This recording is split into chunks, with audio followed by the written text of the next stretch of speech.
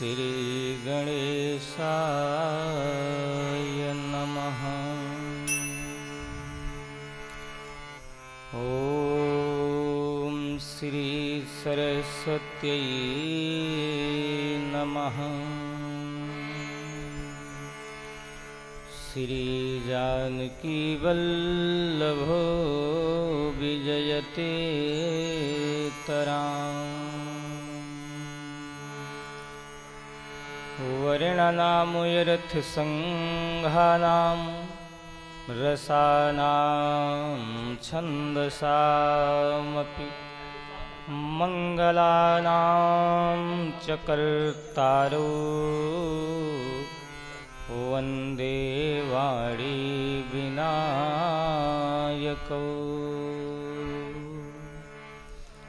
नीलाम्बुजश्यामलकोमलाङ्गं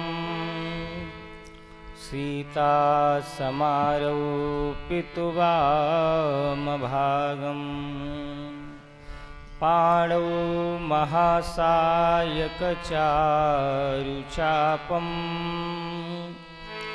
नमामि रामं रघुवंशनाथम्।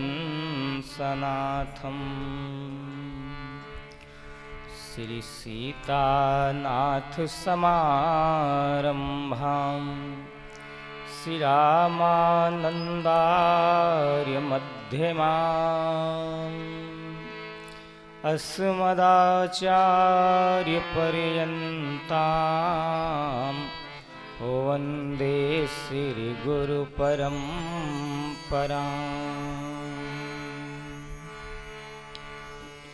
श्री राम कथा रस रसिक प्रभु श्री शंभुनाथ हनुमान प्रेम सहित आसन गाहु सुनहु कथा करूँगा।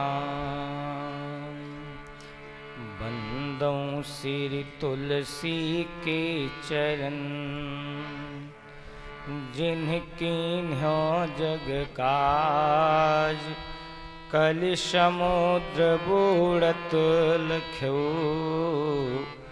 प्रगट्यो सप्त जहाज। सिया राममय सब जग जानी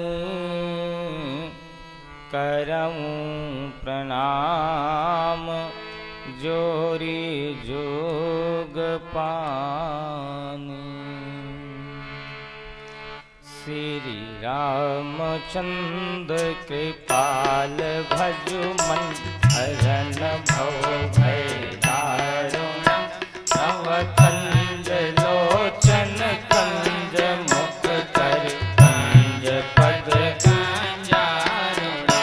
कंदर्प अगणित अमित छवि नवनील नीरद सौंदरम पटपीत मानहु तड़ित रुचि सुचि नौमि जनक सुतावर भज दीन बंधु दिनेश दानव दैत्य वंश निकंदन रघुनंद आनंद कंद कौशल चंद दशरथ नंदन श्री मुकुट कौंडल तिलक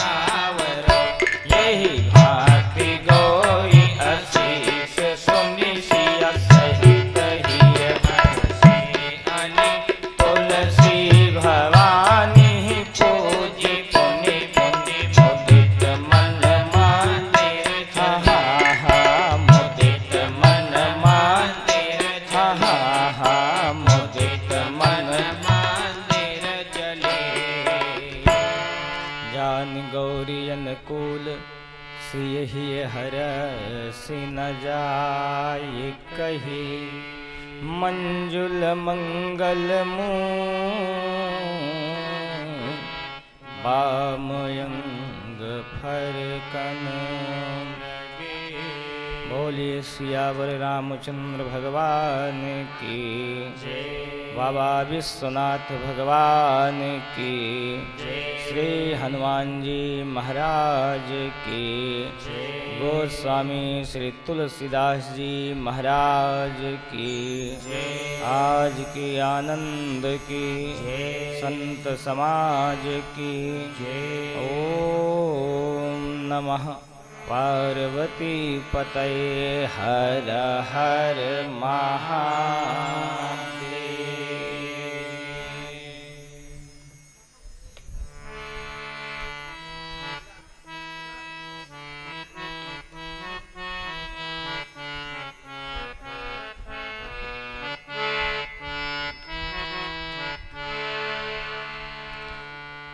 कीन्ह प्रश्न जेहि भांति भवानी कीन्ह प्रश्न जेहि भांति भवानी कीन्ह प्रश्न जेहि भांति भवानी जेहि विधि शंकर कहा बखानी जेहि विधि शंकर कहा बखानी जेहि विधि शंकर कहा बखानी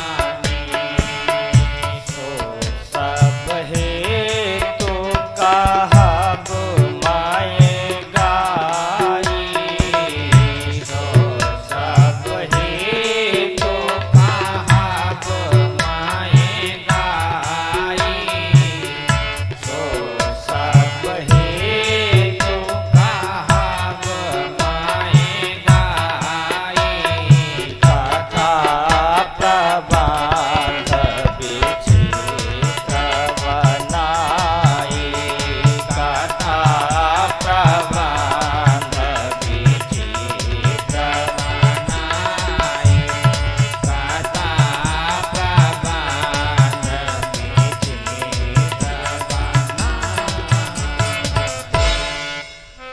आकारण करुणा बनवाले ठाकुर जी के चरणों में वंदन, बाबा विश्वनाथ को प्रणाम, श्री हनुमान जी महाराज को दंडवत।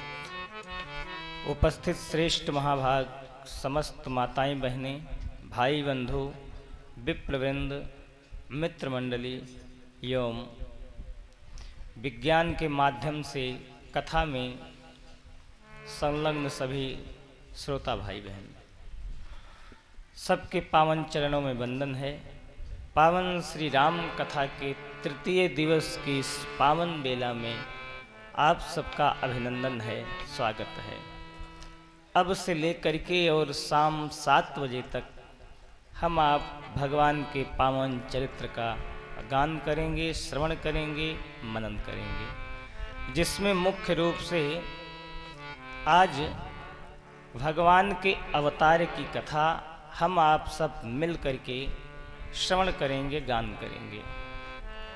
कहते हैं कि जा दिन राम जन्म श्रुति गावहीं तीरथ सकल तहाँ चली आवहीं। जिस दिन भगवान के जन्म की कथा गाई जाती है उस दिन उस स्थान पर सारे तीर्थ, सारे देवता, सारे ऋषि मुनि किसी न किसी रूप में चल करके पहुंचते हैं।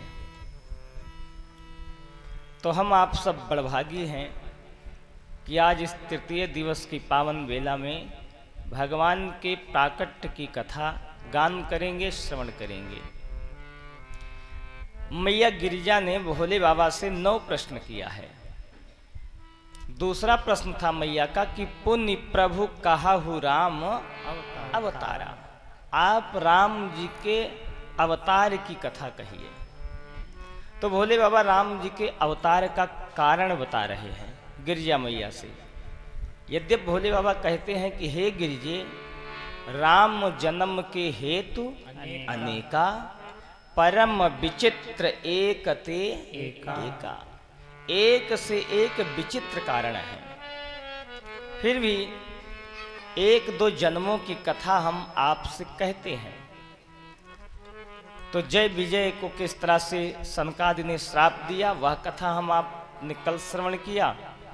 कश्यप और अदिति को भगवान ने वरदान दिया था, वह कथा श्रवण किया। जलंधर जाकर के राक्षस हो गया, उसके उद्धार के लिए भगवान अवतरित हुए, यह भी कथा श्रवण किया। और नारद जी ने विष्णु भगवान को श्राप दे दिया था, यह भी कथा हम आपने श्रवण किया। अगला कारण बताते हैं। भोले बाबा कहते हैं कि हे गिरिजे, एक विचित्र कथा आपको सुना रहा हूं। कहा हूं विचित्र कथा विस्तारी, विचित्र कथा को मैं विस्तार से कहता हूं। जहि कारण अज अगुण अरूपा, ब्रह्म भयउ कौशलपुर भूपा। जिसके कारण अज ईश्वर, अजन्मा ईश्वर अयोध्या में अवतरित हुआ, वह कारण कहता हूं। अगला कारण बताते हैं कि स्वयंभू मनु अरुसत रूपा, जिन्हते भई नर श्रेष्ठी अनुपा। स्वयंभू मनु और सतरूपा, जो इस सृष्टि के आदि पुरुष हैं। मनु महाराज ने अनेक वर्षों तक, कई हजार वर्षों तक राज किया। त्यहि मनु राज कीन्हि बहु काला, बहुत समय तक राज किया। चौथापन आ गया मनु महाराज का। मनु महाराज का जब चौथापन आया तो एक दिन मनु महाराज के मन में गलानी हुई। सोरठा बड़ा ही पावन है। मनु महाराज सोचते हैं कि होई ना विषय विराग, भवन बसत भाचोथपन। हृदय बहुत दुख लाग, जन्म गयौ हरि भगति बिनु। मनु महाराज का चौथापन आ गया। एक दिन मनु महाराज के हृदय में दुख हुआ। किस बात का दुख हुआ? कि विषयों से विराग नहीं हो रहा है। होई न विषय विराग, विषयों से इंद्रियों को विराग नहीं हो रहा है। राज करते करते चौथापन आ गया और भगवान की भक्ति के बिना ये जीवन निकल गया। क्योंकि हम आपको ये मनुष्य का शरीर केवल भजन के लिए मिली है। बाकी 84 लाख योनियों में, अन्य योनियों में रह करके हम आपने खूब विषय भोग किया। भगवान ने कृपा करके मनुष्य तन दिया केवल भजन करने के लिए। लेकिन विषय का भोग इंद्रियां करती रहती हैं, इंद्रियां कभी तृप्त नहीं होती। हम आप विषय को जितना भोगेंगे इंद्रियां विषय को उतना अधिक मांगेंगी। गोस्वामी बाबा ने कहा है कि छूट ही मल की मल ही के धोए, घृत की पाव कोई बारी बिलोए। अगर कपड़े में कीचड़ लग जाए, कोई व्यक्ति ये सोचे कि लाओ कीचड़ से ही कीचड़ को साफ कर दूं, तो क्या कपड़ा साफ होगा? कभी नहीं साफ होगा। छूट ही मल की मल ही के धोए। कपड़े में मल लग गया तो स्वच्छ जल की आवश्यकता है। स्वच्छ जल से ही कपड़े की गंदगी साफ हो सकती है। गंदगी से धोने से कपड़े की गंदगी साफ नहीं होगी। घृत की पाव कोई बारी बुलोए, पानी को मथ करके कोई समझे कि मैं घी निकाल लूं तो घी नहीं मिलेगा। तो इंद्रियों को जितना हम आप तपाएंगे, विषय की तरफ से हटाएंगे, उतना ही विषय दूर जाएंगे। जितना हम सोचेंगे कि हम भोग कर लें, भोग कर लें, भोग कर लें, कभी न कभी तो इंद्रियां तृप्त होंगी, तो ये इंद्रियां कभी नहीं तृप्त होंगी। चाहे जितना हम आप भोग भोगें, इंद्रियां तृप्त नहीं होंगी। यही सोचकर मनु महाराज के हृदय में दुख हुआ। अब आप देखेंगे कि अकेले मनु महाराज तप करने के लिए नहीं गए, अपने ज्येष्ठ पुत्र को उत्तानपाद को उन्होंने राजा बना दिया, राजकाज उत्तानपाद को सौंप दिया और स्वयं तप करने के लिए जंगल निकले। लेकिन महारानी भी साथ है, रानी भी साथ है।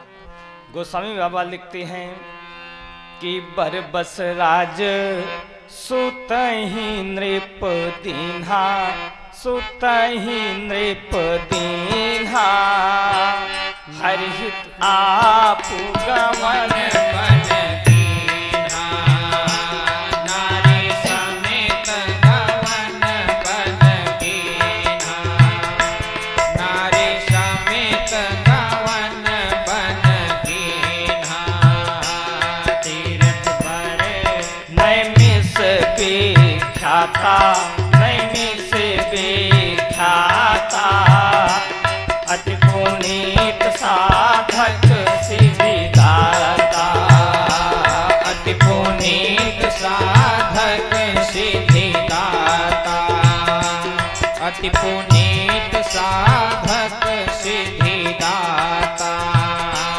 बसै कहाँ मुंशीध समाजा, मुंशीध समाजा, काहि हरष चले मनोराजा, काहि हरष चले मनोराजा, काहि हरष चले मनोराजा। बरबस राज सुतहि नृप दीन्हा। बरबस का मतलब जबरदस्ती। उत्तानपाद के ना चाहने पर भी महाराज मनु ने अपने ज्येष्ठ पुत्र का राज तिलक कर दिया, उनको राजा बना दिया। बरबस राज सुतहि नृप दीन्हा। और रानी के सहित नारी समेत गमन बन कीन्हा, नारी के सहित तप करने के लिए जंगल जा रहे हैं। कथा क्या कह रही है? कथा ये कह रही है कि जब बेटा लायक हो जाए तो हम आपका फर्ज बनता है कि हम आप गृहस्थी की जिम्मेदारी बेटे को दे करके और भजन में लग जाएं। जब बेटा लायक हो जाए, धीरे धीरे धीरे धीरे जिम्मेदारी बच्चे पर सौंपी जाए, बच्चों पर जिम्मेदारी सौंपी जाए और भगवान के भजन में मन लगाया जाए। इसी बात को वानप्रस्थ आश्रम कहा गया है। 4 आश्रम हैं, ब्रह्मचर्य आश्रम, इसके बाद गृहस्थ आश्रम, फिर तीसरा आश्रम वानप्रस्थ आश्रम। वानप्रस्थ आश्रम का मतलब चौथा आश्रम संन्यास आश्रम है। संन्यास आश्रम में जाने से पहले, सन्यासी होने से पहले वानप्रस्थी होइए। वानप्रस्थी का मतलब बाना बनाइए। बाना किस चीज का? रहने का, खाने का, बोलने का, सोने का अभ्यास बनाइए। क्योंकि एकदम सन्यासी हम आप नहीं बन पाएंगे। एकदम सन्यास में हम आप पहुंचे तो अगर झटके से जीवन में सन्यास आया तो उतने ही झटके से विषय का पुनः लौट आना संभव है। जिस झटके से हम आप सन्यासी हुए उसी झटके से विषय लौट भी सकता है। इसलिए विषय न लौटे पुनः, विषय हमारा ज्ञान, हमारी सद्बुद्धि विषय हर न ले, इसलिए पहले बाना बनाया जाता है। सन्यासी से पहले बाना बनाइए। जो हम आप गृहस्थ में रह करके खूब चटक मटक बढ़िया खाते थे, अब उस भोजन को धीरे धीरे धीरे हल्का कीजिए। जैसा हम आप रहते थे, पहनते थे, अब वस्त्र में भी सादगी आए। जो पाए वो बोले, जो पाए वो कहे। इस विचार को धीरे धीरे धीरे धीरे शांत किया जाए। यही वानप्रस्थ है, यही है बाना बनाना। जब हम आप धीरे धीरे धीरे धीरे इन विषयों को छोड़ते जाते हैं तो संन्यास मन से होता है। घर में रहिए या घर से बाहर चले जाइए, इसका कोई मतलब नहीं है।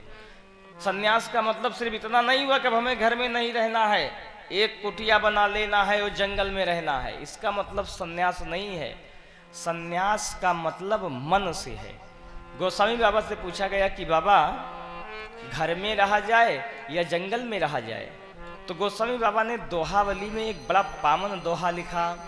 गोस्वामी बाबा कहते हैं कि घर कीन्हे घर जात है और घर राखे घर जात। तुलसी घर बन बीच ही रहो परण गृह छात। घर में रहिए या घर से बाहर रहिए, आपका मन भगवान के चरणों में होना चाहिए। चाहे जहां रहिए, मन से सन्यासी होइए। सन्यास की एक पावन व्याख्या करते हुए गोस्वामी बाबा कहते हैं सन्यास जीवन में आए कैसे। तो बाबा कहते हैं कि रस रस सुख सरित सर पानी। रस रस सुख सरित सर पानी। रस रस सुख सरित सर पानी। सुख सरित सर पानी। रस रस सुख सरित सर पानी। रस रस सुख सरित सर पानी। रस रस सुख सरित सर पानी। ममता त्याग करहि जिमि ज्ञानी। ममता त्याग करहि जिमि ज्ञानी। ममता त्याग करहि जिमि ज्ञानी। जैसे तालाब में सरोवर में पानी भरा रहता है, सूर्य भगवान का प्रकाश जब उस पर पड़ता है तो वाष्पीकरण होता है। रस रस सुख सरित सर पानी। जैसे सरोवर का पानी धीरे धीरे धीरे धीरे सूखता है, ऐसे ममता त्याग करहि जिमि ज्ञानी।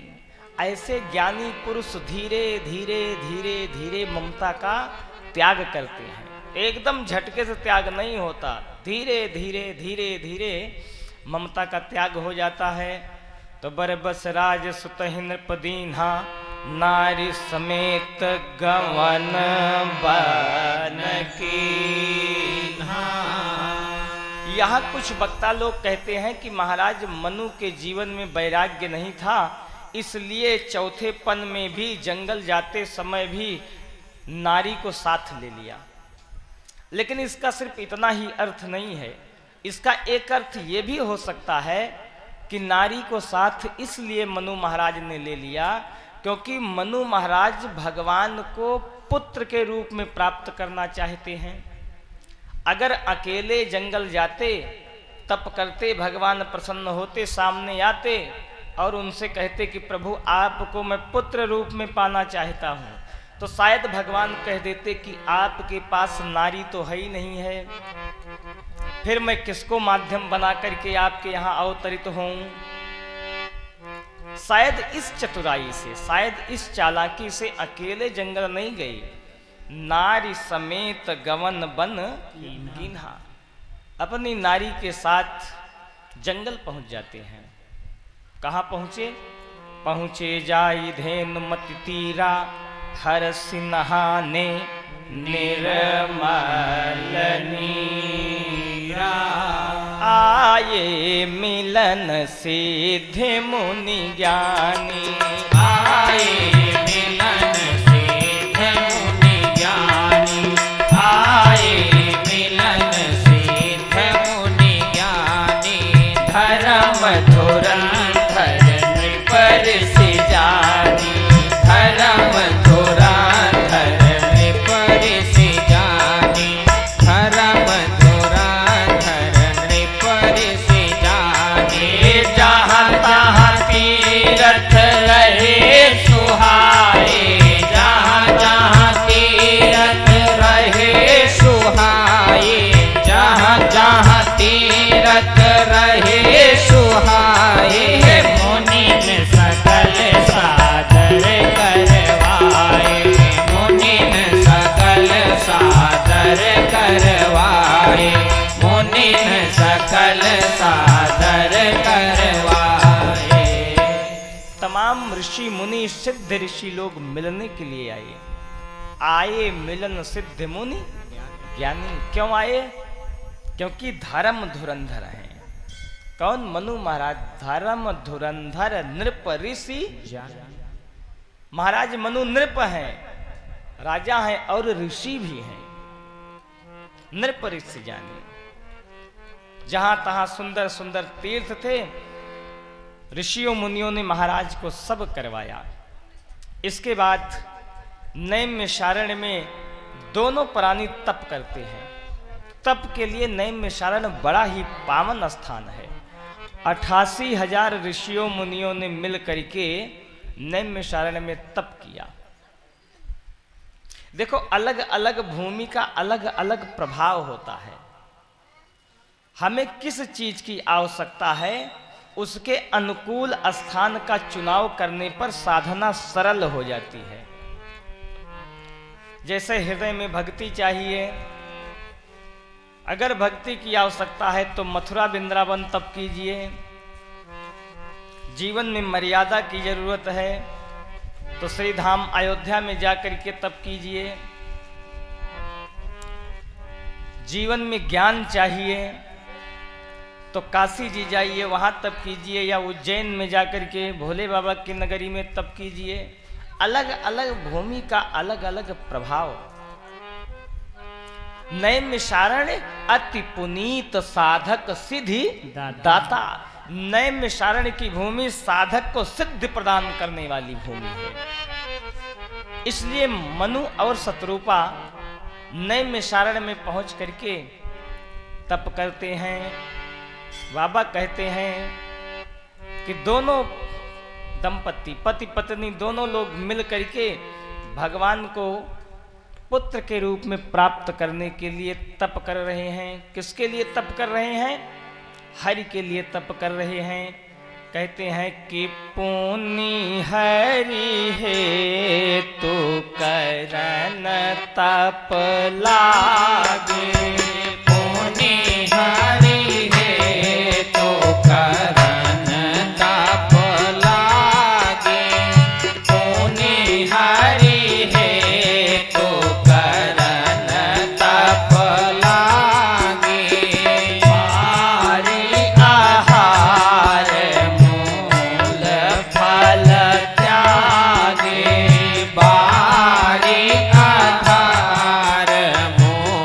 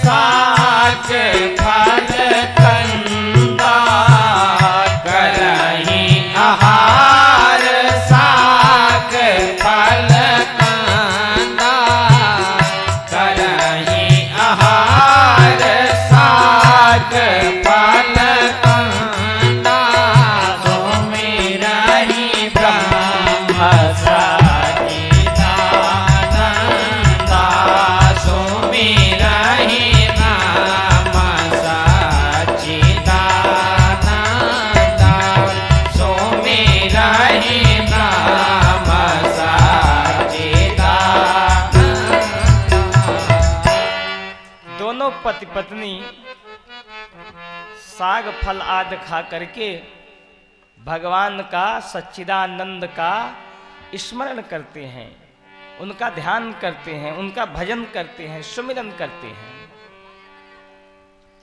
23,000 वर्ष तक तप किया। 6,000 वर्ष जल आदि पी करके तप किया, कंदमूल फल खा करके तप किया। इसके बाद 7,000 वर्ष वायु पी करके तप किया। बरस सहस 10 त्याग्य सोऊ और ठाढ़े रहे एक पद दो। 10,000 वर्ष तक कुछ भी नहीं खाया। दोनों मनु और शत्रुपा एक पैर पर खड़े रहे। इस तरह से क्रम हुआ 23,000 वर्ष। 23,000 वर्ष तप किया। 23,000 वर्ष में 23 बार देवता लोग आए।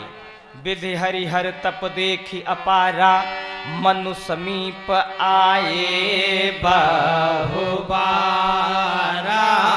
मांगहु बर बहु भांति लोभाए, लेकिन परम धीर नहीं चलहि चलाए। 23,000 वर्ष में 3 देवता ब्रह्मा विष्णु महेश मनु समीप आए बहुबारा, बहुत बार आए। 6 बार तो विष्णु भगवान आए कि वरदान मांगो। 7 बार ब्रह्मा जी आए वरदान मांगो। और 10,000 वर्ष जब एक पैर पर खड़े होकर तप किया तो 10 बार शंकर जी आए। मनु समीप आए बहुबारा का क्रम यही है। तीनों देवता ब्रह्मा विष्णु महेश मिलकर के 23 बार आए। मांगहु बर बहु भांति लुभाए, वरदान मांगो, वरदान मांगो। अनेक प्रकार से प्रलोभन दिया, लेकिन परम धीर नहीं चलहि चलाए। लेकिन वरदान नहीं मांगते। शरीर अस्थियों का ढांचा मात्र हो गया है। अस्थि मात्र हो ही रहे शरीरा। शरीर तपस्या के कारण सूख करके अस्थि का ढांचा हो गया, हड्डी का ढांचा मात्र रह गया है। लेकिन तदपि मनांग मन ही नहीं पीरा। लेकिन फिर भी मन में किसी प्रकार का दुख नहीं है, फिर भी वरदान नहीं मांगते। वरदान मांगो, वरदान मांगो, वरदान मांगो। ब्रह्मा विष्णु महेश कई बार आए, कहा, लेकिन वरदान नहीं मांगा। पुनि हरि हेतु करन तप लागे, हरि के लिए तप कर रहे हैं। यहां हरि का अर्थ विष्णु भगवान नहीं है। विष्णु भगवान यदि हरि का अर्थ होता, हरि माने विष्णु होता, तो विष्णु भगवान तो गए ही थे कि आप वरदान मांगो, वरदान मांगो। लेकिन मनु शत्रुपा ने नहीं मांगा। यहां हरि का अर्थ सीताराम जी होगा। अकेले राम जी नहीं, अकेले सीता मैया भी नहीं, बल्कि हरि का मतलब सीता मैया और राम जी का मिला जुला रूप, इस स्वरूप को हरि कहते हैं। अब वे चाह रहे हैं कि हमारे सामने राम और सीता आए, उनसे मैं वरदान मांगूंगा, विष्णु जी से नहीं, अकेले ब्रह्मा से नहीं, अकेले शिव जी से नहीं। जुगल सरकार हमारे सामने आई, तब मैं वरदान मांगूंगा। और आप देखेंगे आगे इस प्रसंग को पढ़ करके कि सीता और राम जी मनु महाराज के सामने उपस्थित भी हुए और उन्होंने वरदान दिया। उन्हीं से वरदान को प्राप्त किया मनु और शत्रुपा ने। अब जब 23,000 वर्ष व्यतीत हो गए, ब्रह्मा विष्णु महेश किसी से वरदान नहीं मांगा, तब सीताराम जी की कृपा से आकाशवाणी हुई। आकाशवाणी हुई। गोस्वामी बाबा का शब्द देखो, यहां पर मांग मांग 2 बार शब्द आया है, एक बार नहीं। चौपाई में 2 बार शब्द आया है, मांग मांग, वरदान मांगो, वरदान मांगो। मानो सीता मैया ने कहा कि वरदान मांगो और राम जी ने भी कहा कि वरदान मांगो, इसलिए 2 बार शब्द आया कि मांगो मांगो बर भय नभ बानी, बर भय नभ बानी।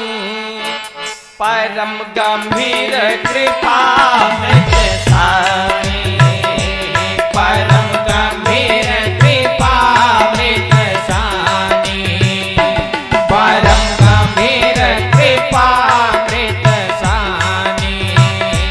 मृतक जियावनी गिरा सुहाई, हाँ गिरा सुहाई।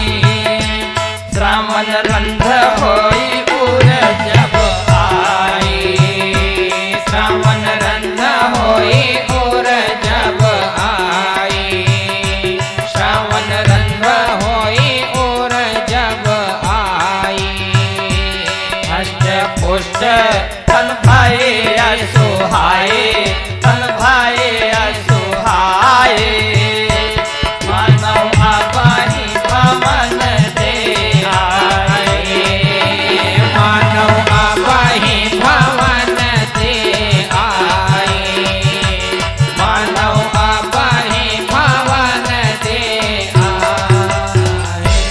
मांगो मांगो बर भय नभ बानी, वरदान मांगो वरदान मांगो।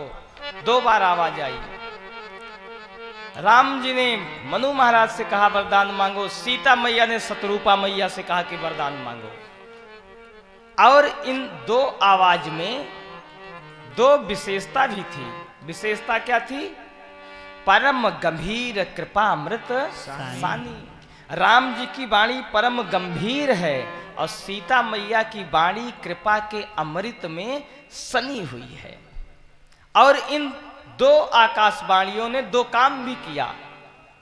हष्ट पुष्ट तन भय सुहाए। राम जी की आवाज ने मनु शतरूपा के शरीर को हष्ट कर दिया और सीता मैया की आवाज ने शरीर को पुष्ट कर दिया। ऐसा लगता है कि मानहु अबहि भवन ते आए। ऐसा लगता है कि अभी अभी घर से निकल करके चले आए हो। देखो भगवान की कृपा। तप करने से हम आप डरते हैं, तपस्या करने से हम आप डरते हैं ना भैया। भोग की तरफ दौड़े रहते हैं और तप करने से हम आप डरते हैं। लेकिन यहां तप का प्रभाव देखिए, ऐसा प्रभाव कि उन्होंने तप किया, शरीर बिल्कुल क्षीण हो गया, हड्डी का ढांचा मात्र रह गया, लेकिन भगवान की ऐसी कृपा कि शरीर को ऐसा हष्ट पुष्ट कर दिया कि मानहु अबहि भवन ते आए। ये कथा कहती है कि जीवन में जितना त्याग होगा, जीवन में हमारे आपके जीवन में जितना त्याग होगा उतना ही हम ईश्वर के निकट होंगे। और हमारे आपके जीवन में भोग जितना होगा हम आप ईश्वर की कृपा से उतना दूर होंगे। इसलिए तप करने से घबराइए नहीं। त्याग कोई घाटे का सौदा नहीं है। अब अगर दूसरे तरफ से विचार करके देखें तो भोग सबसे ज्यादा कौन भोग सकता है? विचार करो कि सबसे ज्यादा भोग कौन भोग लेगा? एक योगी सबसे ज्यादा भोग कर सकता है या एक भोगी? तो भोगी भोग नहीं कर सकता। क्यों? क्योंकि भोगी भोग भोगते भोगते रोगी हो जाता है। ज्यादा भोग भोगिए अनेक रोग हो जाएंगे। और योग में रहिए तो योगी की एक एक इंद्रियां दृढ़ होती हैं। जहां मैं कहना चाह रहा हूं मन को वहीं लगाना तो बात समझ में आएगी। अगर आप अधिक भोग भोगना चाहते हैं, लंबे समय तक भोग भोगना चाहते हैं तो खूब योग साधे रहिए। योग साधे रहेंगे तो 80 बरस तक 90 बरस तक भोग भोग सकते हैं। और खाली भोगी बन के रहिए तो किसी तरह से 40 बरस तक भोगिए। इसकी बात तो दांत टूट ही जाएगा। दांत टूट जाएगा तो फिर अरे साहब तो फिर दांत नहीं है तो फिर स्वाद गया। लोग कहते हैं कि जीभ का स्वाद है, लेकिन विचार करोगे तो स्वाद तो दांत का है। जब तक दांत पीस करके रस जीभ को नहीं देगा तब तक जीभ का स्वाद नहीं है। स्वाद तो दांत का है। तो जितना हम आप योगी रहेंगे उतना हमारी इंद्रियों में भोग भोगने की क्षमता होगी। इसका एक प्रसंग आता है श्रीमद् भागवत महापुराण में। महाराज सौभर ऋषि 90 साल के बूढ़े गाल पर झुर्रियां पड़ गई हैं, बाल सफेद हो गए हैं। नदी में स्नान करने गए, देखा एक मत्स्यराज अपनी माता के साथ विहार कर रहा है। बस काम जग गया, क्योंकि संगत का बड़ा असर होता है जीवन में। काम जग गया। पहुंचे मानधाता के यहां। मानधाता के 50 कन्याएं थीं। मानधाता से कहा कि आप अपनी कन्या का विवाह मुझसे करिए, एक कन्या मुझे दीजिए। अब मानधाता चक्कर में पड़ गए। अगर ये कह देते हैं कि महाराज आप बूढ़े हो गए हो, हमारी सब कन्याएं 16 साल की 20 साल की हैं, आपके साथ विवाह कैसे करूं, तो ऋषि हैं, श्राप दे सकते हैं। तो राजा ने बात को बदलते हुए टालने का प्रयास किया। उन्होंने कहा कि महाराज मेरे पास तो 50 कन्या हैं, लेकिन मैं कन्याओं को बुला देता हूं, जो कन्या आपको पसंद करेगी उसके साथ मैं विवाह आपका कर दूंगा। बात को टालने का प्रयास किया। उन्होंने सोचा कि इस 90 साल के बुढ़े को कौन पसंद करेंगी, गाल पर झुर्रियां पड़ गई हैं। लेकिन देखिए योग का प्रभाव, वही मैं बताने जा रहा हूं। महाराज सौभर योगी थे, वह बात को समझ गए कि मेरे गाल पर झुर्रियां पड़ गई हैं, ये भौं तक के बाल ये सब सफेद हो गए हैं, 50 कन्या में से मुझे कौन पसंद करेगी। तो उन्होंने अपने योग के बल पर अपनी उम्र 20 वर्ष के बालक जैसी बना लिया, योग के प्रभाव से। और इतने खूबसूरत, इतने सुंदर हो गए कि महाराज ने जब 50 कन्याओं को बुलाया तो एक दो नहीं, 50 ने सिर झुका करके कहा कि मैं सौभर को पति के रूप में स्वीकार करती हूँ। 50 ने स्वीकार कर लिया। और महाराज का योग देखिए, महाराज ने एक साथ 50 कन्या के साथ विवाह कर लिया और विवाह करके ले करके 50 कन्याओं को आश्रम पहुंच गए, भोग भोगने लगे। तो मैं सिर्फ इतना बता रहा था कि जो जितना योगी होगा उसमें भोग भोगने की क्षमता उतनी लंबी होगी, उतनी ज्यादा होगी। इसलिए त्याग से घबराइए नहीं, त्याग से घबराइए नहीं कि अब क्या होगा, अगर हमने ऐसा कर दिया तो क्या होगा, कुछ नहीं होगा। प्रायः क्या होता है, जैसे कोई साधु गांव में आ जाए तो लोग बड़ी सहानुभूति व्यक्त करते हैं, अरे जाने किसका बेटा है, अरे साहब बड़ा ज्ञान है, अरे बड़ा योगी है, देखो देखो इसी उम्र में साधु हो गया। और कदाचित अपना बेटा दंड कमंडल उठा लिया साधु होने के लिए, तब साहब पैरों तले जमीन हिल जाती है।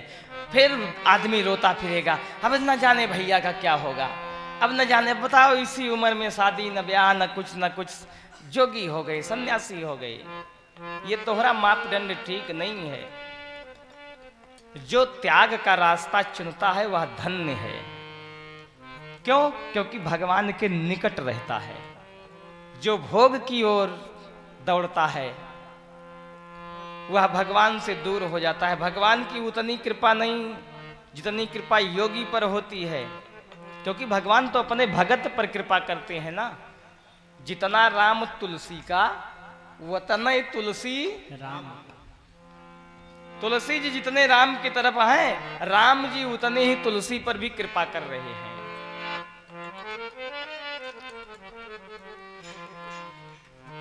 क्योंकि अपने भगत पर भगवान कृपा करना खूब जानते हैं। अजामिल की कथा आप लोग पढ़ते हैं, श्रीमद् भागवत में आती है कि अजामिल वेश्यावृत्ति करता था, जीवन भर वेश्या को रख लिया। लेकिन एक दिन अयोध्या के संत अयोध्या से मथुरा वृंदावन जा रहे थे और कानकुब्ज ब्राह्मण थे अजामिल, उनके दरवाजे पर पहुंच गए कि भैया शाम हो गई है, रात्रि हो गई है, हम यहीं रहेंगे। वेश्या से कहा कि आप भोजन बनाओ और खिलाओ। वेश्या ने कहा कि महाराज आप ब्राह्मण समझ के आए हैं, मैं उनकी पत्नी तो जरूर हूं लेकिन मैं वेश्या हूं। ऋषियों ने कहा देखो अब आप सूखा सीधा दे दो, हम लोग बनाएंगे खाएंगे। बनाए खाए, और बनाने खाने के बाद अजामिल आ गया कहीं से लूट मार करके, चोरी डकैती किया करता था। देखा हमारे दरवाजे पर साधु, घबराया। लेकिन साधुओं ने कहा कि देखो आपके यहाँ भोजन किया है, भोजनोपरांत दक्षिणा ब्राह्मण को अवश्य देनी चाहिए। अजामिल घबराया, कहा देखो प्रभु, देखो संत लोग, हम नहीं थे इसलिए हमारे दरवाजे पर आए, टिक्कर बनाए और खाए। इतने कुशल समझो कि हम आपका दंड कमंडल छीन नहीं रहे हैं। बस यही दक्षिणा समझो, बाकी मैं लूट लेता हूं लोगों को, मैं देता कुछ नहीं। ऋषियों ने कहा पैसा नहीं मांगूंगा, आप देने के लिए हाँ तो करो। अजामिल ने हाँ कर दिया। तो संतों ने कहा कि आपकी ये बेश्या पत्नी जो है ये सगर्भा है, सब मैं दक्षिणा के रूप में यही मांगता हूं कि जब इसके संतान हो तो उस संतान का नाम आप नारायण रखना, बस इतना दक्षिणा में दे दो। अजामिल ने सोचा ये कोई घाटे का सौदा थोड़ी है, उसने हाँ कर दिया। श्रीमद् भागवत के 6वें स्कंद की यह प्रारंभ की ही कथा है। उसने हाँ कर दिया। देखो ऋषि लोग तो चले गए, संत लोग चले गए मथुरा वृंदावन दर्शन करने बांके बिहारी का, लेकिन समय आने पर उस वेश्या से पुत्र हुआ तो अजामिल ने नाम रखा नारायण। अब पुत्र मोह के कारण सुबह शाम रात दिन नारायण नारायण नारायण, इधर आओ नारायण बेटा क्या कर रहे हो, नारायण पानी लाओ, नारायण पढ़ने जाओ, नारायण मत खेलो। अब सुबह से लेकर शाम तक हजारों बार मुख से नाम निकलता नारायण नारायण नारायण। धीरे धीरे उम्र व्यतीत हुई, अच्छा कर्म तो किया नहीं था। यमराज के दूत आ गए। यमराज के दूत जो अजामिल ने देखा कि मृत्यु सामने खड़ी है, अरे यमराज के दूत बड़े बड़े विकराल दांत, लाल लाल आंखें और लाल लाल बाल, मुकदर लिए प्राणों को खींच रहे हैं। चिल्लाया, बेटे का नाम लिया, ए नारायण बचाओ बचाओ बचाओ। यद्यपि अपने बेटे को बुला रहा है, लक्ष्मी मैया पांव दाब रही हैं। विष्णु भगवान का सिंहासन हिला, बोले लक्ष्मी मेरा भगत मुझको बुला रहा। लक्ष्मी मैया ने कहा अपने बेटे को बुला रहा है। विष्णु भगवान ने कहा ना उसके बेटे का नाम नारायण थोड़ी है, नारायण तो मैं हूं। वैसे तो कोई नारायण किसी को कह दे, नारायण मैं हूं, मुझे जाना पड़ेगा। विष्णु भगवान नंगे पांव भग करके आए और भक्तराज अजामिल का उद्धार किया नारायण नारायण कहने से। किसी साधक ने बड़ा सुंदर गाया है कि रहा अजामिल का बेटा नारायण सबसे प्यारा, रहा अजामिल का बेटा नारायण सबसे भोजपुरी गीत है, सुनिए सब। रहा अजामिल का बेटा नारायण सबसे प्यारा, हे नारायण हमें बचा लो, हे नारायण हमें बचा लो, हे नारायण हमें बचा लो। अंतिम बार पुकारा लेके चक्र सुदर्शन भावेला कमान गुनवा से, लेके चक्र सुदर्शन भावेला कमाने गुनवा से, लेके चक्र सुदर्शन भावेला कमाने गुनवा से। भगवन रिझेला रिझावेला कमान गुनवा से, भगवन रिझेला रिझावेला कमाने गुनवा से, भगवन रिझेला रिझावेला कमाने गुनवा से। क्या बात। प्रथम बार ब्रह्मा पग धोए जब वामन अवतार, प्रथम बार ब्रह्मा पग धोले जब वामन अवतार, प्रथम बार ब्रह्मा पग धोले जब वामन अवतार। दूजे बार सिया झुक दे के, दूजे बार सिया झुक दे के, दूजी बार सिया झुक दे के, लिहले जनक पखार के वट से सतही में धोआवेला कमान गुनवा से, केवट से सतही में धोआवेला कमाने गुनवा से, केवट से सतही में धोआवेला कमाने गुनवा से। भगवन रिझेला रिझावेला कवन गुनवा से, भगवन रिझेला रिझावेला कवने गुनवा से, भगवन रिझेला रिझावेला कवने गुनवा से।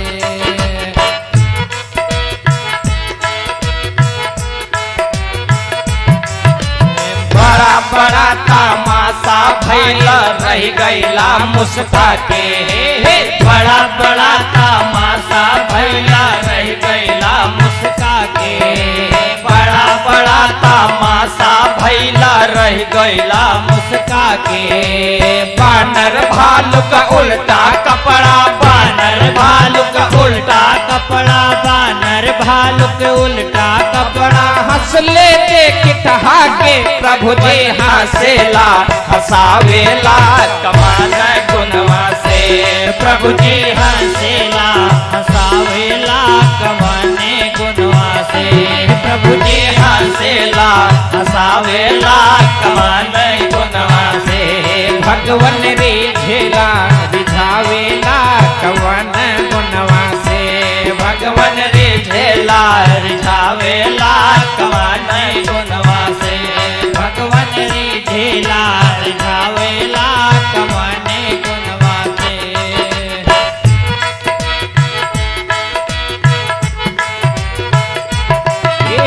आज लगी के हो ना जानल भगवन रौरी रीते। आज लगे के हो ना जानल भगवन रौरी रीते। आज लगी के हो ना जानल भगवन रौरी रीते। केकरा से तो बैर करेला, केकरा से तो बैर करेला, केकरा से तो बैर करेला, केकरा से तो प्रीति आपन केकरा के बनावेला कवन गुणवा से। हो आपन केकरा के बनावेला कवन गुणवा से। आपन केकरा के बनावेला कवन गुणवा से। भगवन रिझेला रिझावेला कवन गुणवा से। भगवन रिझेला रिझावेला कवन गुणवा से। भगवन रिझेला रिझावेला कवन गुणवा से। कवन गुणवा से, कवन गुणवा से। भगवन रिझेला रिझावेला कवन गुणवा से। हो भगवन रिझेला रिझावेला कवन गुणवा से। भगवन रिझेला रिझावेला कवन गुणवा से। हाँ कवन गुणवा से। हाँ कवन गुणवा से। हाँ कवन गुणवा से। बोले राजा रामचंद्र भगवान की जय। न जाने कौन से गुण पर दया निधि रीझ जाते जाते हैं। भगवन रिझेला रिझावेला कवन गुणवा से। भगवान ने मनु और शतरूपा के शरीर को हिष्ट पुष्ट कर दिया। मनु और शतरूपा से कहा वरदान मांगो। मनु महाराज हाथ जोड़ करके कहते हैं कि चाहूं तुम्हें समान सुत प्रभु सन कमन दुराव। आप जैसा मैं पुत्र चाहता हूं प्रभु, आपसे दुराव कैसा। तो भगवान ने कहा कि आप सरिस खोजों कहाँ जाई, नृपतव तनय हो बमाय आई। अब अपने जैसा कहाँ जाकर के ढूंढूं। हे राजन, मैं स्वयं आकर के आपका पुत्र बनूंगा। अब आप जाइए, अमरावती में रहिए। ताह करी भोग बिलास, तात गए कछु काल पुनि। होई हूँ अवध भुआ, तब मैं होब तुम्हार सुत। आप अमरावती में जाकर के रहिए, भोग भोगिए। कुछ समय पश्चात जब आप हुई हूँ अवध भुआल, जब आप अयोध्या के राजा होंगे, तब मैं होब तुम्हार सुत। तब मैं आकर के आपका पुत्र बनूंगा, पुत्र रूप में आपके आंगन में खेलूंगा। भोले बाबा कहते हैं, हे गिरिजा, भगवान ने वचन दिया था, इसलिए अज ईश्वर, अजन्मा ईश्वर, जो न कभी जन्म लेता है न जिसका कभी मरण होता है, जहि कारण अज अगुन अरूपा ब्रह्म भयउ कौशलपुर भूपा। अनेक कारणों में यह भी एक कारण था।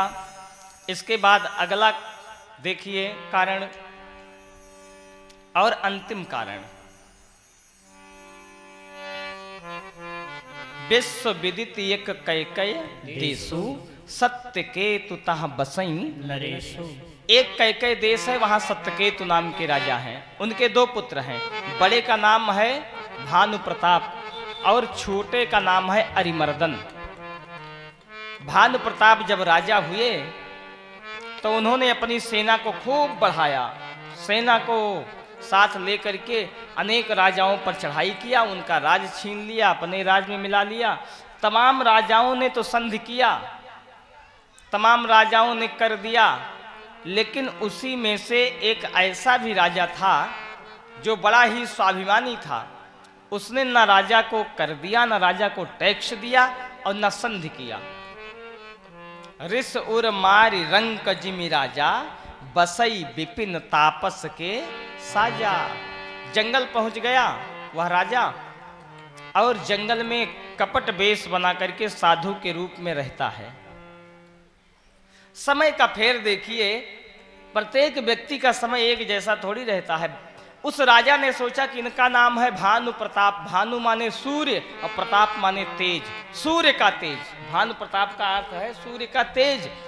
उस कपटी राजा ने सोचा कि सूर्य का तेज एक जैसा निरंतर थोड़ी रहता है, कभी न कभी तो सूरज अस्ताचल की ओर पहुंचता ही है।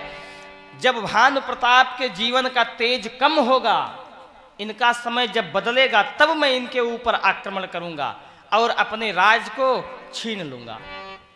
और हुआ भी वही, एक जैसा समय नहीं रहता। मनुष्य बली नहीं होत है, समय होत बलवान। अब भेल्ला न लूटी गोपिका वही अर्जुन वही बान। कुछ भी मिल जाए साहब, चाहे ज्ञान मिल जाए, चाहे धन मिल जाए, भक्ति मिल जाए, शक्ति मिल जाए, पद प्रतिष्ठा मिल जाए, पा करके किसी को सताना नहीं चाहिए।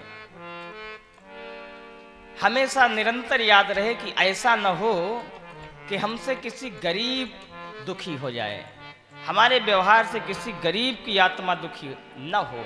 यह निरंतर ध्यान रहे, क्योंकि समय एक जैसा नहीं होता। समय जब बदलेगा, तिनका कबहु न निंदिए जो पायन तर होय। जो पांव के नीचे तिनका पड़ा हुआ है उसकी भी हंसी ना उड़ाओ। क्यों? कबहू के उड़ी आखिन परे तो पीर घनेरी होय। वही तिनका जो आप लात से पैर से रौंद रहे हैं, वही अगर हवा का साथ पा गया, हवा से उड़ करके कहीं आंख में पड़ गया, कबहू का उड़ी आखिन पड़े तो पीर घनेरी होय। इसलिए समय एक जैसा नहीं होता, समय तो सबका बदलता है। एक पावन छंद का दर्शन करो, समय का कैसा सुंदर छंद है, दर्शन करो। एक एक शब्द मोती है। जिस साधक ने लिखा है, प्रणाम है उसे। कि एक दिन मथुरा से कृष्ण भागे आधी रात, एक दिन कंस को पछाड़ दियो रण में। एक दिन कंस को पछाड़ दियो रण में। एक दिन कंस को पछाड़ दियो रण में।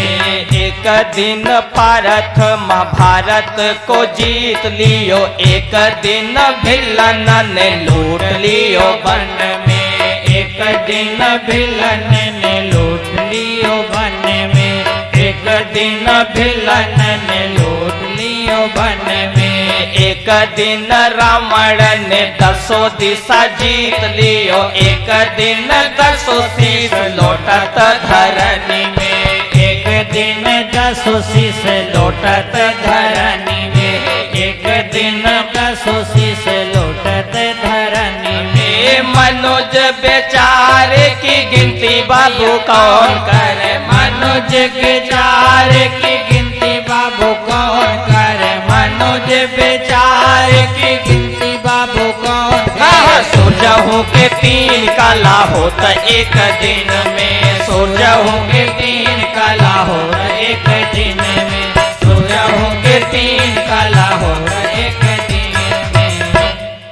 साधक कहता है कि मनुज बेचारे की गिनती बाबू कौन करे, सूर्य हूं के 3 कला होत एक दिन में। सूर्य भगवान की भी 3 स्थिति हो जाती है एक दिन में।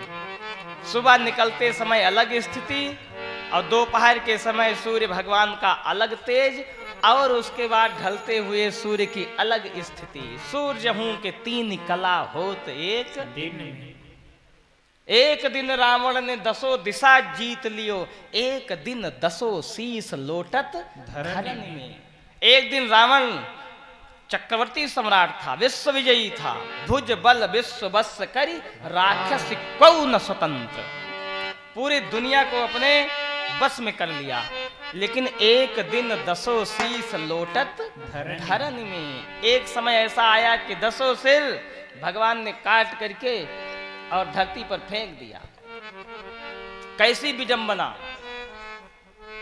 भगवान सिर काट रहे हैं, उतने नए नए सिर पैदा हो रहे हैं, नए नए सिर निकल रहे हैं।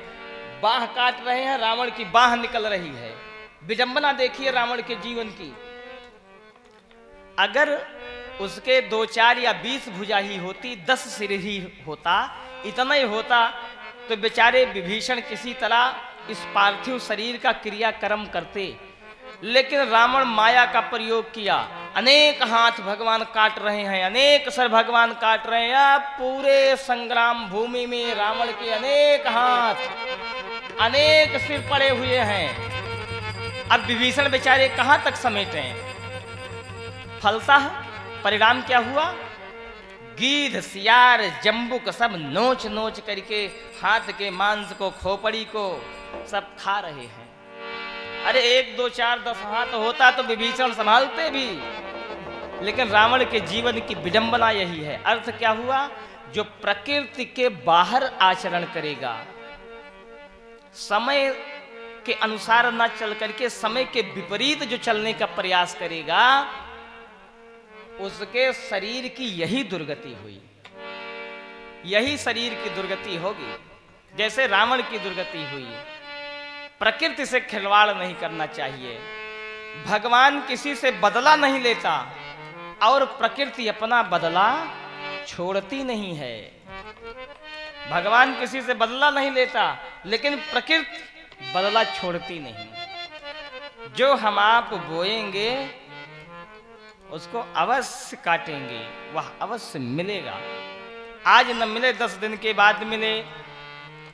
भानु प्रताप उस राजा का राज अपने में मिला लिया, राजा जंगल चला गया। एक दिन का समय कि भानु प्रताप शिकार खेलने गए हैं, जंगल में कालनेमी मिल गया, जिसके पुत्र और 10 भाइयों को भी संग्राम में मार दिया था भानु प्रताप ने। उसने सुअर का वेश बनाया। राजा ने देखा कि सुअर तो बहुत सुंदर है, शिकार तो बहुत सुंदर है, सो राजा ने अपने घोड़े को उस सूकर के पीछे दौड़ा दिया। घनघोर जंगल में पहुंच करके वो तो माया का सूकर था, ओझल हो गया, और राजा लौटते समय रास्ता भूल गया। प्रताप भानु रास्ता भूल गए। प्रताप भानु भी प्यासा है और घोड़ा भी प्यासा है। सोचते हैं कि जल मिल जाए, सरोवर मिल जाए, कहीं जल पी लूं और घोड़े को भी पिला दूं। भटकते भटकते एक आश्रम मिला। उस आश्रम में वही कपटी मुनि साधु के वेश में रहता है। उसने प्रताप भानु को पहचान लिया, लेकिन भानु प्रताप उसे नहीं पहचान पाए। गोस्वामी बाबा लिखते हैं कि राव त्रिसित नहीं सो पहचाना, देखी सुबेश महामुनि जाना। उसका कपड़ा देख करके, उसका वेश देख करके प्रताप भानु को लगा कि तो महामुनि इस कठोर जंगल में मिल गया, इस घनघोर जंगल में महामुनि मिल गया। यहाँ गोस्वामी बाबा का व्यंग है कि देख सुबेश महामुनि जाना। वेश देख करके प्रताप भानु को लगा कि ये महामुनि है, जबकि साधु की पहचान वेश से नहीं होती। साधु की पहचान, संत की पहचान कपड़े से नहीं होती।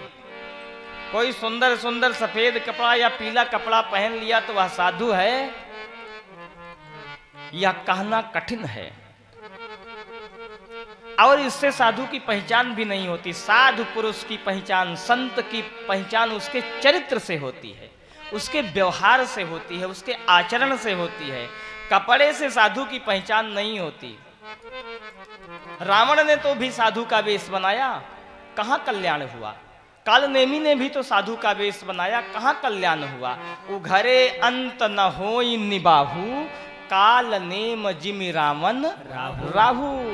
काल नेम और रावण का भला नहीं हुआ, यद्यपि साधु का वेश बनाया। अब वहीं दूसरी तरफ किए कुबेश साधु सन्मानु, जिम जग जामवंत हनुमानु। हनुमान जी और जामवंत, अरे ये बंदर भालू हैं, इनका शरीर पुनीत नहीं है, कुबेश हैं, कुबेशी हैं, कुबेश धारण किए हुए हैं, लेकिन फिर भी साधु होने के कारण, इनके चरित्र में साधुता होने के कारण इनका सम्मान है। किए कुबेश साधु सन्मानु, जिम जग जामवंत हनुमानु। वेश देख करके जो भी व्यक्ति साधुता की पहचान करता है वो अंत में ठगा जाता है। वेश से साधु नहीं साहब। वेश बनाना आसान है, कोई भी बना सकता है। वेश साधु का कोई भी बना, कितना आसान है। अरे 100-200 रुपए का एक लंगोटी धोती खरीदो और 2 रुपए का चंदन लगाओ और आप साधु बने तैयार। लेकिन साहब जीवन में साधुता आए इसके लिए कठोर परिश्रम करना पड़ता है। चरित्र में साधुता कब आती है? जब किसी श्रेष्ठ की कृपा होती है तब। सील न मिल बिन बुध सेवकाई। जब तक अपने से श्रेष्ठ की सेवा न की जाए तब तक जीवन में सील नहीं आता। हम आप चर्चा करते हैं कि आजकल के बच्चे बात बर्दाश्त नहीं करते, आजकल के बच्चों में बड़ी उद्दंडता है, आजकल के बच्चे सहन शक्ति नहीं है उनमें, सहन नहीं बात को कर पाते। क्यों? पहले गुरुकुल में इसीलिए भेजे जाते थे बच्चे। गुरुकुल में जाएं, गुरु जी के पास जाएं, वहीं रहें, वहीं खाएं, वहीं विद्या अध्ययन करें। तो क्या होता था? गुरु जी गृहस्थी से लेकर के धर्म अर्थ काम मोक्ष सबकी शिक्षा देते थे। आवश्यकता पड़ने पर गुरु जी छड़ी भी उठाते थे और छांट देते थे, जरूरत पड़ने पर थप्पड़ भी मारते थे। सुबह शाम गुरु जी का पैर दबाना पड़ता था। सील न मिल बुन विधु सेवकाई। जब तक किसी विद्वान की सेवा नहीं की जाएगी तब तक जीवन में सीलता आती ही नहीं। श्रेष्ठ व्यक्ति जब कृपा करते हैं तब जीवन में सीलता आती है। तो गुरु जी के आश्रम में रह करके बच्चे ये सब सीखते थे।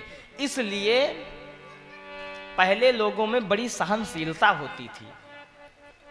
ऊंच नीच बड़ा छोटा बड़ा विचार करते थे। अरे साहब हमसे ऊंचे हैं, हमसे उम्र में ज़्यादा है, नहीं नहीं हमें कुछ कोई बात नहीं, हमें डांट रहे हैं तो डांट रहे हैं, हमें नहीं कहना है, हमें कुछ नहीं बोलना है। पलट करके कोई जवाब नहीं देते थे। इसका प्रभाव गुरुकुल में रहना था। गुरु के द्वारा शिष्य खूब ठोक ठोक करके उस मजबूत घड़े की भांति बना दिया जाता था जैसे कुम्हार घड़े को बनाता है और बड़ी निर्दयता से आग में झोंक देता है।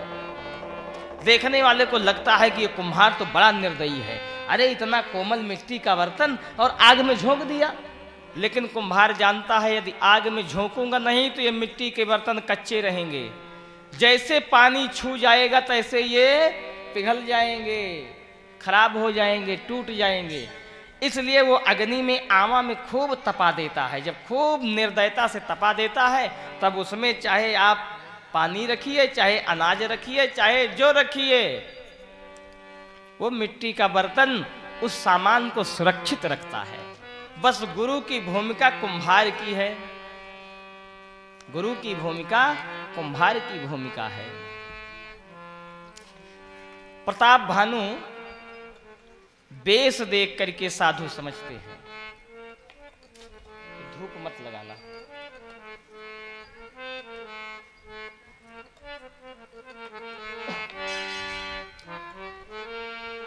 चले गए उस कपटी मुनि के पास कपटी मुनि ने राजा को तो पहचान लिया कि मेरा दुश्मन है। राजा ने कहा कि मैं प्यासा हूं, सरोवर बता दिया। राजा ने पानी पिया, घोड़े को पानी पिलाया और आकर के कहने लगा कि मैं अपने नगर जाऊंगा। तो उस कपटी मुनि ने कहा कि भैया यहाँ से 70 योजन आपका नगर दूर है, आप कैसे जाएंगे? कह मुन तात भयउ अंधियारा, और योजन 70 नगर तुम्हारा। यहां से 70 योजन दूर आपका नगर है। तो निशा घोर गंभीर बन, और पंथ न सुनहु सुजा, बसहु जाने अस जाने तुम जायहु होत बिहान। यहाँ से 70 योजन दूर आपका नगर है, रात्रि भर रहिए, सुबेरे चले जाना। राजा भी बैठ गया। रात में सृष्टि के उद्भव की, पालन की, प्रलय की, उद्भव पालन प्रलय कहानी कहसी अमित आचरज बखानी, अनेक आश्चर्य का वर्णन किया। भानु प्रताप को लगा कि मैं सिद्ध पुरुष पा गया। भानु प्रताप ने कहा कि प्रभु मुझ पर भी कृपा करो। कपटी मुनि ने कहा कि इतनी दूर आ गए हो जंगल में मेरे पास, मांगो जब मांगना चाहते हो मांगो। तो पहली दृष्टि में तो भानु प्रताप ने कहा कि प्रभु मेरे पास सब कुछ है, लेकिन कपटी मुनि ने कहा कि नहीं नहीं मांगो। तो भानु प्रताप मांगने बैठ गए। ये उसी भांति है, पहले तो भानु प्रताप ने कहा कि मेरे पास सब कुछ है, किसी चीज की जरूरत नहीं है, और बाद में उसने कहा नहीं नहीं मांग सकते हो। तो जब मांगने बैठ गए तो इतना मांग लिया। कितना मांगा? दोहा देखो, कहते हैं कि जरा मरण दुख रहित तन, असमर जिते जन को, एक छात्र रिपुहीन मही, राज कलप सत हो। मांगने बैठ गए। भानु प्रताप तो कह रहे हैं कि जरा मरण दुख रहित, जरा माने बुढ़ापा, हमारे शरीर में कभी बुढ़ापा ना आए, जरा मरण हमारे शरीर की मृत्यु ना हो, शरीर कभी मरे ना। दुख रहित तन, हमारे जीवन में कभी दुख ना आए। समर जिते जन को, हमें लड़ाई के मैदान में कोई जीत ना पाए। एक छत्र रिपुहीन मही, एक छत्र हमारा शत्रु कोई ना हो, राज कलप सत होए। असंभव बात को मांग लिए भानु प्रताप, असंभव बात को मांग लिए। उसी प्रकार से है जैसे कोई बिटिया वाला जब बेटे के यहाँ जाता है शादी देखने के लिए, तो पूछता है, बेटे वाला बड़े भाव से कहता हमें कुछ नहीं चाहिए ना भैया। पहली दृष्टि में हमें कुछ नहीं चाहिए, हमें दहेज नहीं चाहिए। बेटा वाला पहले यही, अरे नहीं सरकार अब कुछ तो बताओ। अरे अभी देखो पड़ोस में एक शादी हुई, अरे उनके यहाँ भैया 15 लाख 20 लाख रुपया और एक 4 व्हीलर, अब वहीं पड़ोसी को मिली। देखो बड़के बेटुआ के जब सदिया किए रहे ना, आज से 15 साल पहले, अरे 35-40 लाख रुपया वही मिली रही। अब क्या बताइए, आप सब जनता है धूमकेतु कुछ चाहिए भी नहीं, असम मांग लिया। अच्छा बाद में ये भी कह देंगे देखो हमें कुछ नहीं चाहिए, ये तो आपके होने वाले दामाद की खुशी है, आप जो कुछ देंगे अपनी बिटिया को देंगे, कहते हैं ना लोग, जो कुछ आप देंगे अपनी बिटिया को, हमें कुछ नहीं चाहिए। धूमकेतु लेकर कटोरा भी क्यों नहीं मांगते? ठीक यही हाल भानु प्रताप की हुई। अच्छा जो गति भानु प्रताप की हुई वही गति उनकी भी होती है जो इस तरह से दहेज गला दाब करके लेते हैं। इसलिए सावधान, भानु प्रताप की गति को ध्यान से सुनो कि क्या गति हुई उनकी। उस कपटी मुनि ने कहा कि हाँ हाँ ठीक है, ये तो सब संभव है, हो जाएगा। जैसे जैसे जो बड़ा चालाक होता है, खूब दहेज चाहता है, उसको कोई ऐसा शेर को सवा शेर मिल जाता है कि वो जो जो कहता है वो सब हाँ करता है कि हाँ हम सब देंगे, हाँ हम सब देंगे, हाँ हम सब देंगे, हाँ कर लेता है। अब जब हाँ हो गई तो हाँ हो गई, तो अब आज का समय ऐसा है कि फट से फोटोग्राफी, पहले गोद भराई हुई, तो जब गोद भराई हुई तो लड़का लड़की बैठे हैं और फोटोग्राफी, तो लड़की वाले के पास प्रमाण तो पहुंच ही गया, रिकॉर्ड तो उसके पास हो ही गया। जो सामान दिया उसकी भी वीडियोग्राफी कि ये सामान दिया है, और चालाक है तो कह देता है हम भैया आपको चेक दे देंगे, बस वो चेक का भी फोटो। आप कह भी नहीं सकते नहीं नहीं इन्होंने कुछ नहीं दिया है ना भैया। और जो इससे भी आगे चालाक होता है वो कहता है आपको हम सब देंगे, आओ दरवाजे पे। फोटोग्राफी तो पहले से भाई है, सब अपने दरवाजे पर देंगे, नहीं हमारे नात बात क्या देखेंगे भाई, अपने दरवाजे पर देंगे। 2-4 आइटम 1-2 10-20 हजार लाख खाड़ खर्च कर दिया, आओ दरवाजे पर। और जब दरवाजे पर आए और दुल्हा सरकार मुंह फुलाए बैठ के कि हम न खाब, और जब मुंह फुलाए तो हमारे यहाँ एक घटना घटी। दबंग ठाकुर साहब से कहा बंद कर छाड़ दीवाली, बंद कर, और उठा लाठी मर, बंद कर दरवाजा। साहब गांव से बड़ी बारात नहीं होती, चाहे जितनी बाराती हो, गांव ही होता है। अब बड़ा सा हाथा था, उधर 3 गेट थे, तीनों गेट बंद करा दिया, और ले के वो लकड़ी चैला कहते हैं हमारे यहाँ चैला ले के चैला और लाठी खड़े हो गए। और दुल्हा के पास 2 आदमी खड़ा भाई लगा इन कनपट्टी पे, खाबा कि ना खाबा ये बतावा तू खिचड़ी खाबा की मुंह फुलाए इतना बड़ा खाए, हम बिटिया कन्ना ले जा।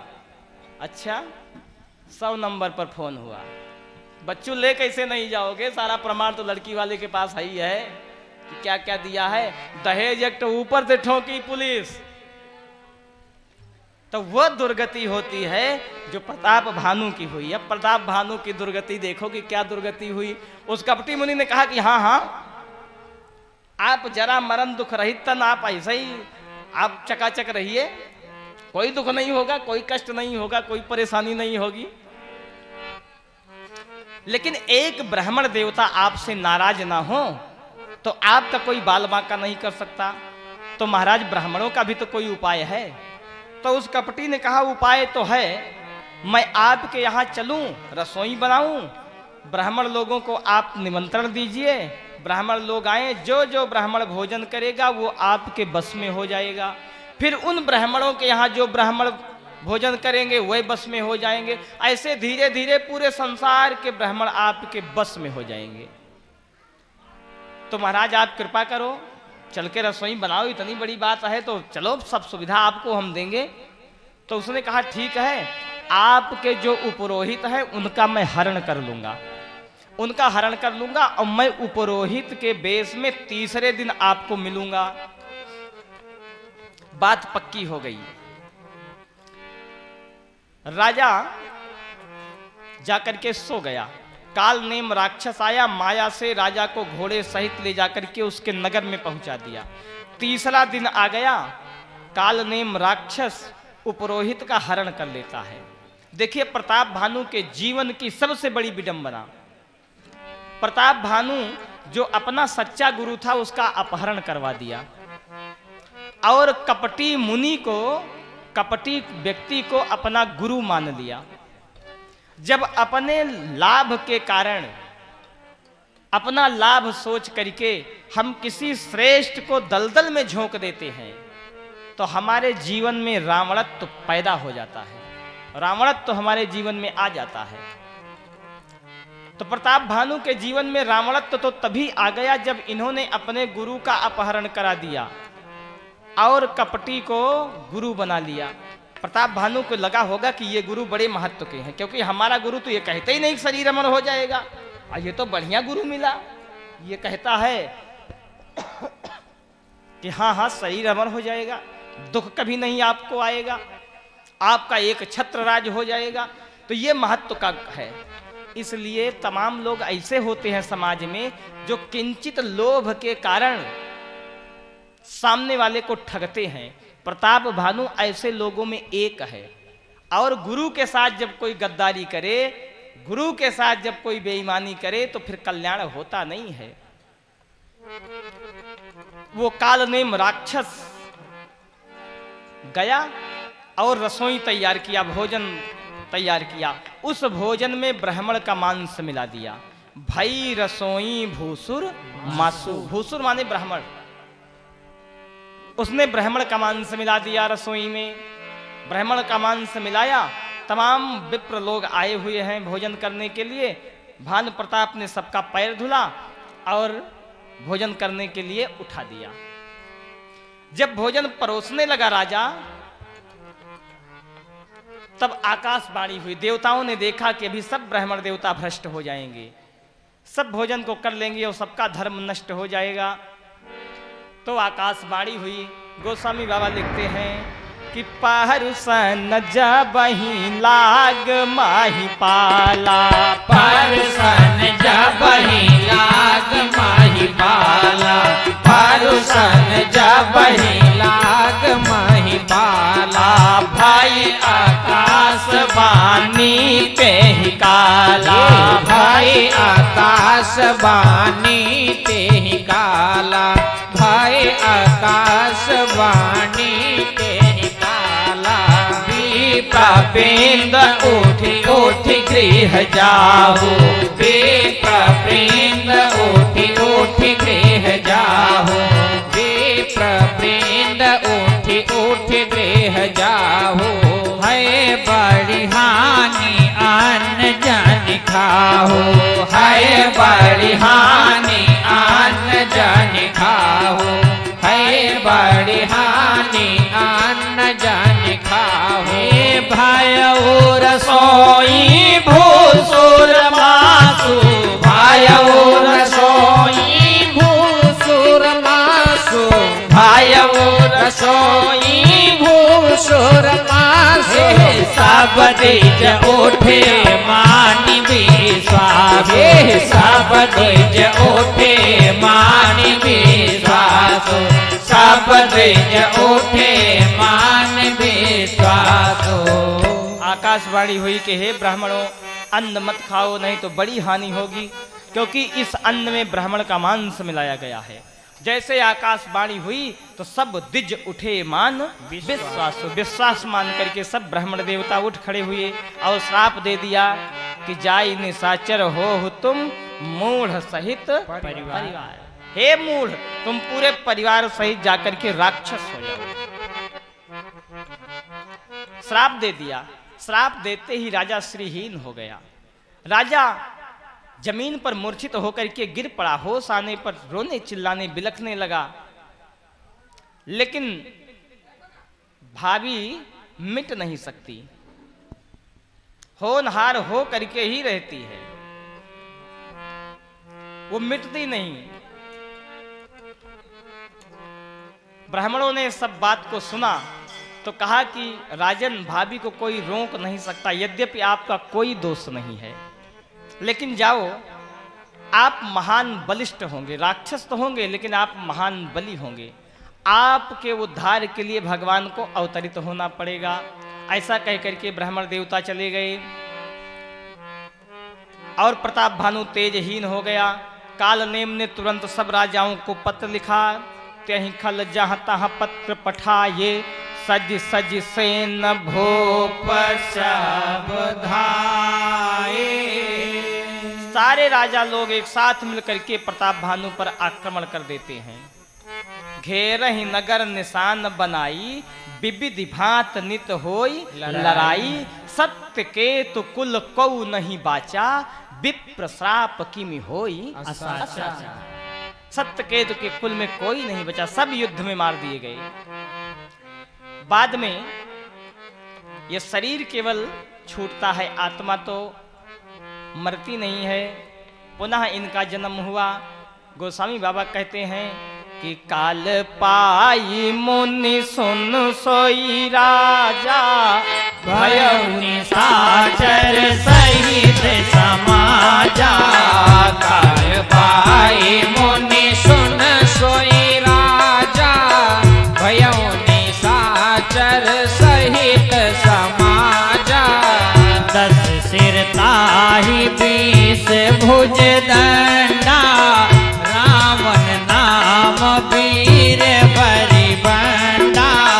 10 सिर ताहि 20 भुज दंडा, रावण नाम वीर बरिवांडा भूप अनुज अरिमर्दन नामा भयो सो कुंभकर्ण बलधामा भूप अनुज अरिमर्दन नामा भयो सो कुंभकर्ण बलधामा सजीव जो रहा धर्म रुचि जासु भयो विमात्र बंधु लघुतासु सजीव जो रहा धर्म रुचि जासु भयो विमात्र बंधु लघुतासु नाम विभीषण जहि जग जाना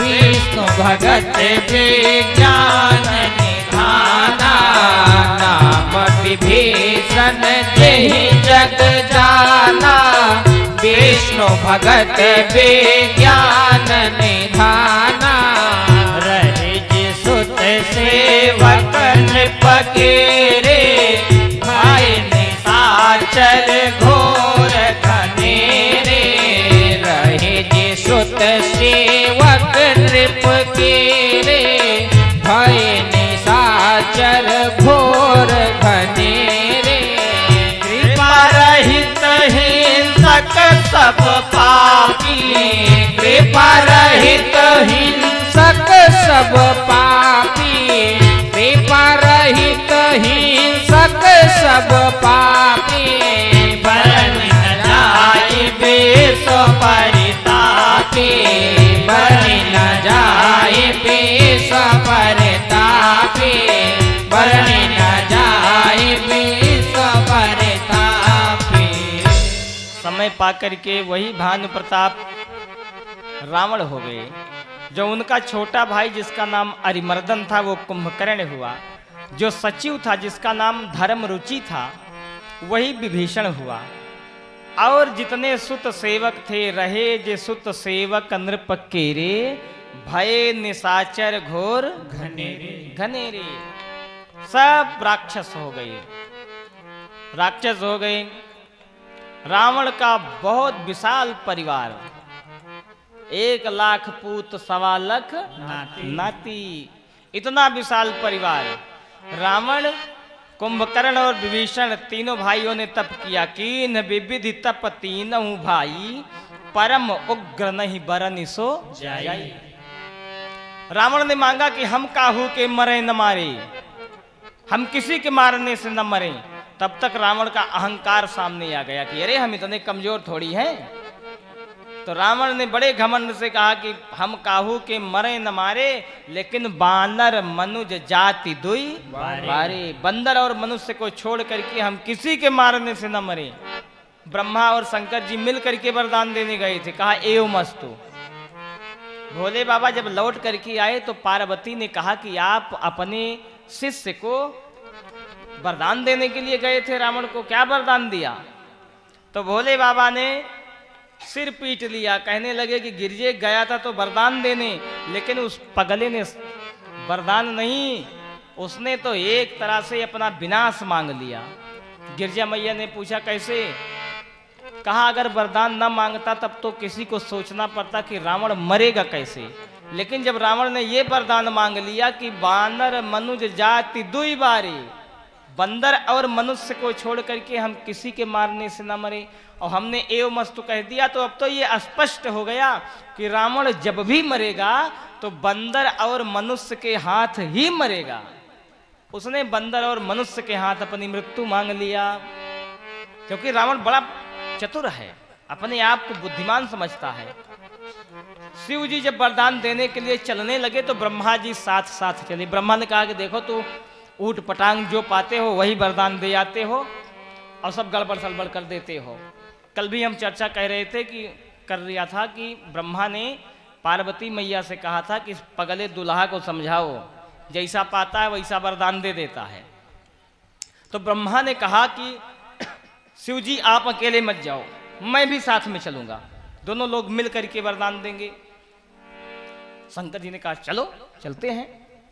दोनों लोग साथ में गए। रावण ने ज्यों देखा कि शंकर जी अकेले नहीं आए, साथ में ब्रह्मा जी। भाव क्या है रावण का? शंकर जी पंचानन है, शंकर जी के 5 सिर है, और ब्रह्मा जी चतुरानन है, उनके 4 सिर है।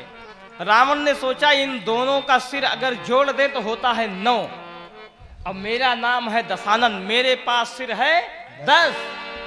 ये दोनों मिलके आए हैं, फिर भी तो मुझसे एक कम है, ये हमारी टक्कर थोड़ी दे सकते हैं। अरे ये दोनों मिलके 9 हो रहे हैं और हम अकेले दशानन हैं। भगवान ने वरदान दे दिया। कुंभकर्ण की तरफ देखा, कुंभकर्ण की तरफ देखा तो ब्रह्मा और शिव जी ने सोचा कि जौ यह खल नित करई आहारू, होई सब उजारी संसारू।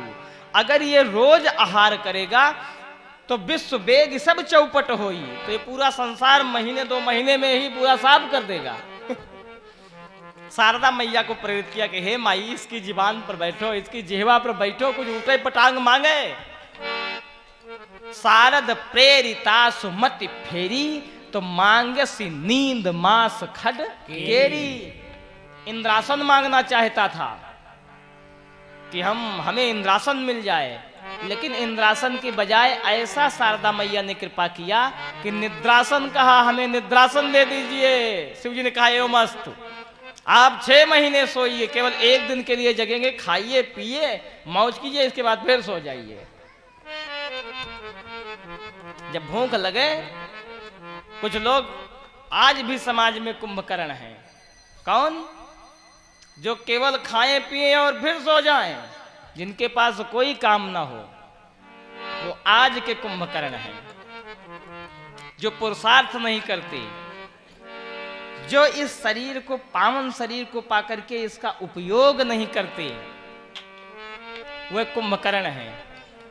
उनकी स्थिति कुंभकर्ण जैसी है। कुंभकर्ण को निद्रासन दे दिया। गए विभीषण पास पुनि, कहे वो पुत्र परमा, कहीं मांग्यव भगवन पद,